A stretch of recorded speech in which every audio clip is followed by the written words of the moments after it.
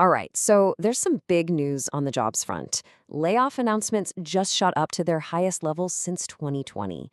But, the numbers themselves aren't even the whole story. The real story is why we're all suddenly paying attention to this one private report to figure out what's going on with the economy. And that's the big question, right?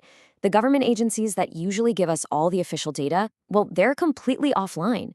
So, with our main sources totally silent, how in the world are we supposed to know what's really happening with US jobs?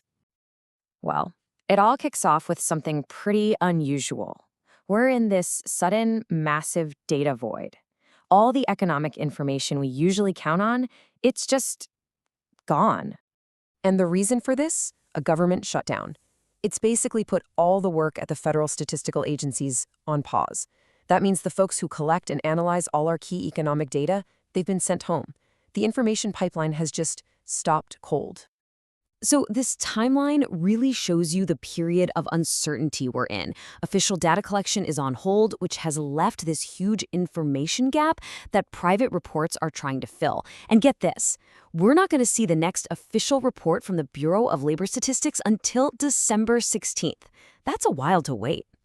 So with the government's data out of the picture for now, a private source has really stepped into the spotlight. It's a monthly release called the Challenger Report. Now, if you haven't heard of it before, don't worry. The Challenger Report is basically a monthly count from a consulting firm that keeps tabs on publicly announced job cuts. It's been around for a long, long time, but it's not usually the one grabbing all the headlines.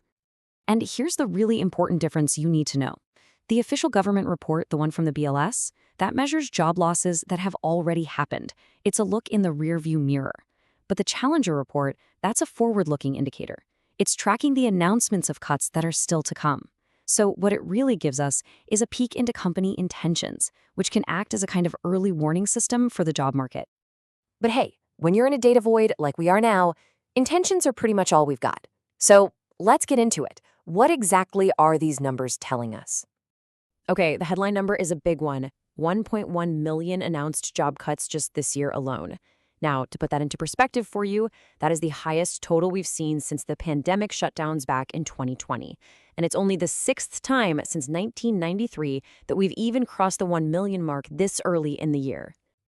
And if we zoom in on just this past month, employers announced over 71,000 job cuts in November.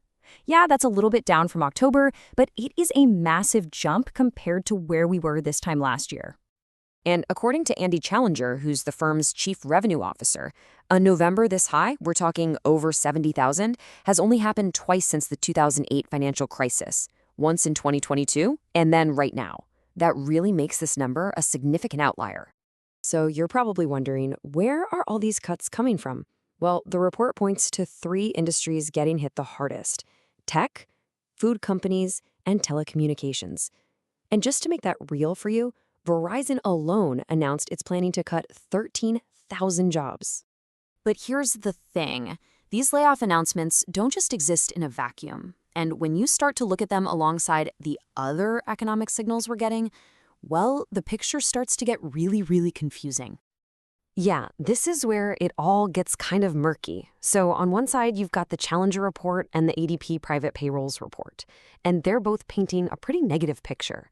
But then, on the other hand, the weekly jobless claims data, that actually came in a little better than everyone expected. The signals are just all over the place. And then, to make things even more interesting, you layer this on top of all that confusing data.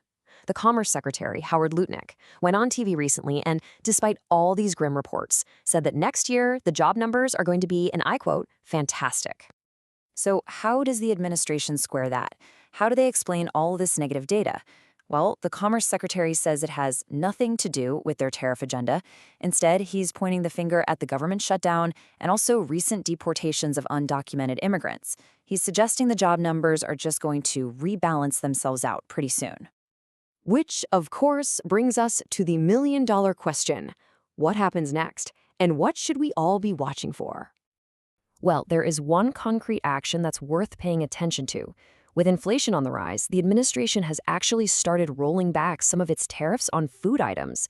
That seems to suggest that, behind the scenes, these bigger economic trends are already starting to have an impact on policy. And so that leaves us right here in this really uncertain spot.